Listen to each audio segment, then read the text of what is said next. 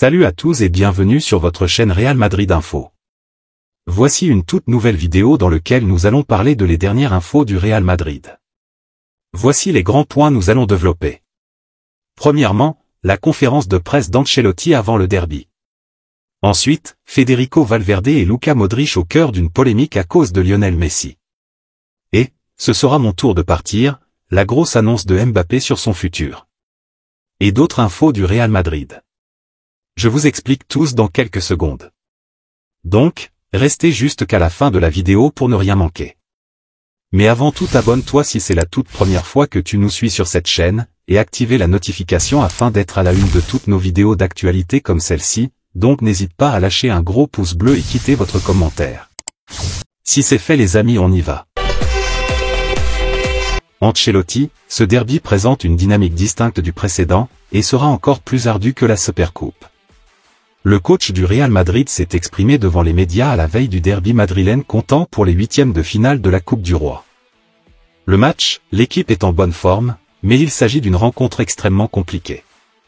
L'Atlético s'est montré redoutable en Supercoupe, avec une parité dans le match. Nous anticipons une confrontation encore plus corsée, car ils évoluent à domicile et y excellent. Rodrigo, il a bénéficié d'une journée de faible intensité supplémentaire, et sera opérationnel demain.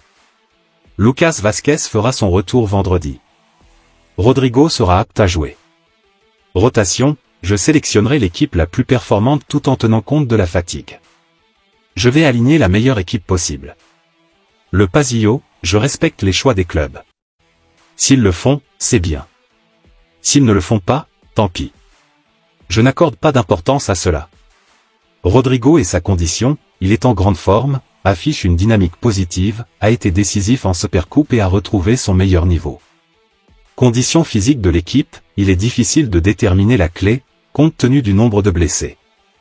Cependant, nous avons résisté, l'effectif est complet, l'intensité à l'entraînement est élevée, la concurrence est présente, et la condition physique est solide grâce à ces éléments.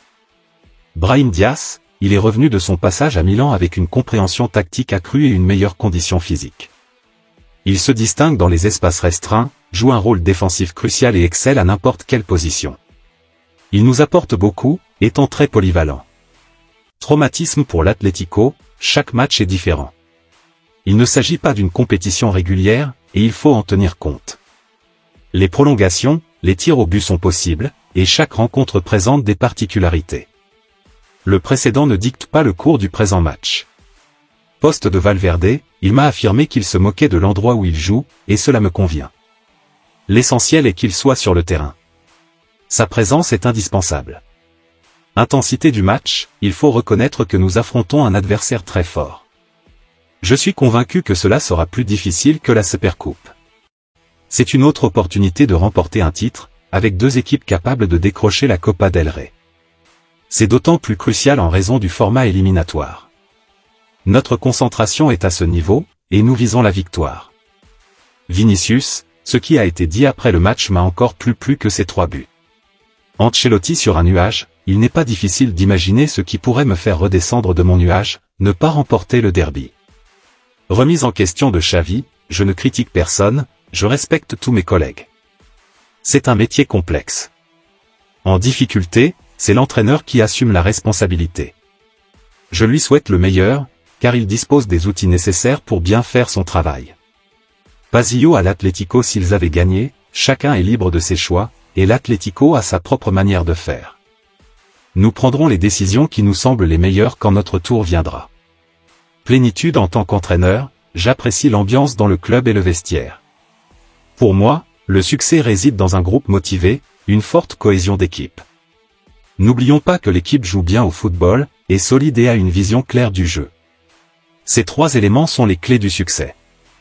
Ce n'est pas moi qui le dis, mais Saki me l'a affirmé hier au téléphone. Carvajal, il est un maestro à son poste. Depuis son arrivée en 2013, il a démontré une continuité rare pour un défenseur, avec son caractère distinct. C'est quelque chose d'exceptionnel. Mendy, je me base sur ses performances sur le terrain, et il excelle. La durée de son contrat n'est pas de mon ressort. Il apporte une contribution significative. Le danger, il survient lorsque nous ne parvenons pas à atteindre nos objectifs. Notre série de victoires est impressionnante, mais elle prendra fin un jour. Nous ne pouvons pas gagner tous les matchs. Lorsque cela arrivera, nous devrons être intelligents pour surmonter rapidement cette période difficile. L'autre information. Le Real Madrid envisage de prolonger le contrat d'un international français. Arrivé à Madrid en 2019 en provenance de l'Olympique lyonnais pour un montant de 40 millions d'euros, Ferland Mendy a connu des périodes de succès et de difficultés sous les couleurs madrilènes. Actuellement, l'international français traverse une phase positive, comme en témoigne sa remarquable performance lors de la finale de la Supercoupe d'Espagne contre le FC Barcelone, victoire 4-1 des Merengues. Salué récemment par son entraîneur Carlo Ancelotti, l'avenir de Ferland Mendy est actuellement discuté en interne. Selon les informations du quotidien Marca, les dirigeants madrilènes examinent la possibilité de prolonger le contrat de l'ancien havrais, dont l'engagement actuel avec la Maison Blanche court jusqu'en juin 2025. Une offre de prolongation pourrait lui être soumise dans un avenir proche. L'autre information. La performance exceptionnelle d'Aurélien Tchouaméni. Après la victoire en Supercoupe d'Espagne du Real Madrid face au Barça, Aurélien Tchouaméni maintient son invincibilité avec 15 titularisations cette saison, toutes compétitions confondues, affichant un impressionnant bilan de 14 victoires et un match nul. Suite à une fracture du deuxième métatarse du pied gauche en octobre dernier, Tchouaméni a fait son retour à la compétition avec le Real Madrid à la mi-décembre. Depuis lors, le milieu défensif international français a consolidé ses statistiques personnelles en remportant 5 matchs consécutifs, dont la finale de la Supercoupe d'Espagne dimanche dernier contre le Barça 4-1, en Arabie Saoudite. En tant que titulaire avec les Merengues cette saison, toutes compétitions confondues, le joueur de 23 ans affiche un bilan impressionnant de 14 victoires, un match nul et aucune défaite. Il est à noter que l'équipe de Carlo Ancelotti n'a subi qu'une seule défaite cette saison, contre l'Atlético le 24 septembre dernier 3-1, où le joueur formé à Bordeaux était entré en seconde période, avec Toni Kroos débutant devant la défense. L'autre information. Le Real Madrid, Federico Valverde et Luka Modric au centre d'une controverse liée à Lionel Messi. La rivalité entre le FC Barcelone et le Real Madrid a déclenché une nouvelle polémique sur les réseaux sociaux. Certains supporters madrilènes reprochent à Federico Valverde et Luka Modric d'avoir voté en faveur de Lionel Messi pour le trophée The Best. L'attribution du trophée The Best a suscité une controverse inattendue. Peu de personnes s'attendaient à la victoire de Lionel Messi, et les supporters madrilènes ont été surpris en découvrant les détails des votes. Federico Valverde et Luka Modric ont tous deux choisi de donner leur voix à la Pulga, une légende du FC Barcelone. Certains fans du Real Madrid ont perçu cela comme un coup de poignard, espérant que les joueurs madrilènes soutiendraient plutôt des candidats comme Jude Bellingham, par exemple. Grâce à ces deux votes, parmi de nombreux autres, Messi a remporté un trophée de plus.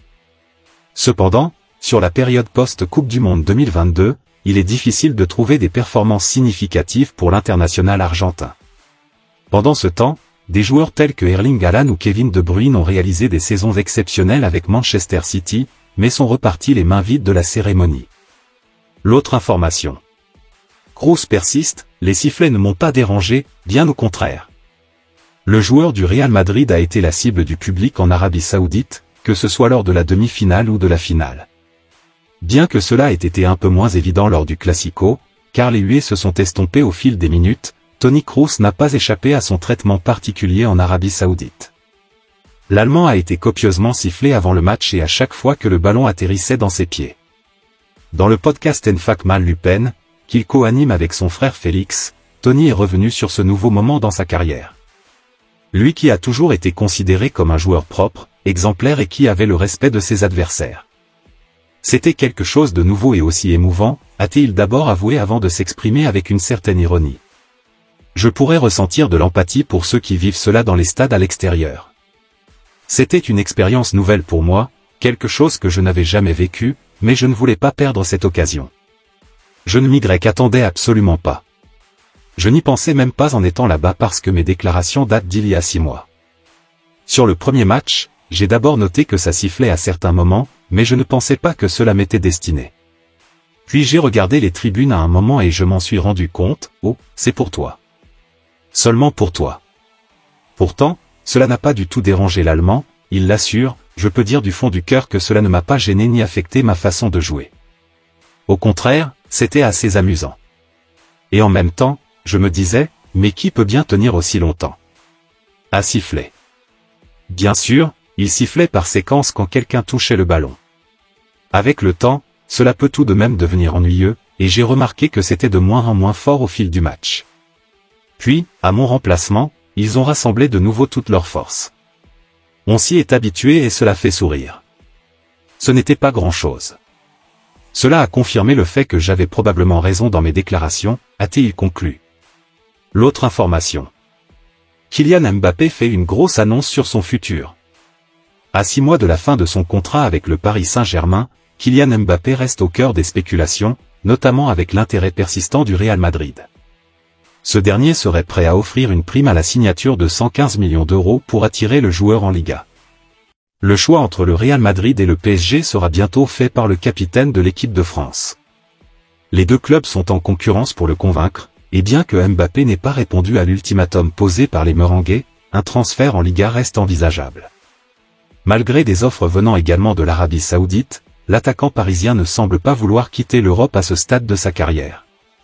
Dans une interview accordée à GQ, Mbappé a évoqué son futur et la possibilité de jouer dans des championnats plus exotiques. Il a déclaré « Beaucoup de grands joueurs qui ont marqué l'histoire du football ont quitté l'Europe cet été, et nous entrons dans une nouvelle ère du football. C'est le cycle normal de ce sport et à un moment, ce sera à mon tour de partir. Ces changements ne me préoccupent pas, et je pense simplement à poursuivre ma carrière en suivant mon propre chemin. » Le meilleur buteur de l'histoire du PSG a également exprimé son désir de participer aux Jeux Olympiques, bien que cela ne soit pas une priorité absolue. Il a ajouté « Je suis arrivé à un stade de ma vie et de ma carrière où je ne veux plus forcer les choses. Si on me laisse le faire, j'irai avec grand plaisir, mais si ce n'est pas possible, je comprendrai. » Pour tout sportif, les Jeux ont une place spéciale, et je souhaitais déjà aller à Tokyo, car je veux tout gagner et inscrire mon nom dans l'histoire de l'équipe de France comme celui d'un joueur qui a compté. Merci de l'avoir suivi, n'oubliez pas de s'abonner et d'activer la notification pour ne pas rater aucune de nos prochaines vidéos et quittez votre like pour plus d'encouragement, merci à bientôt.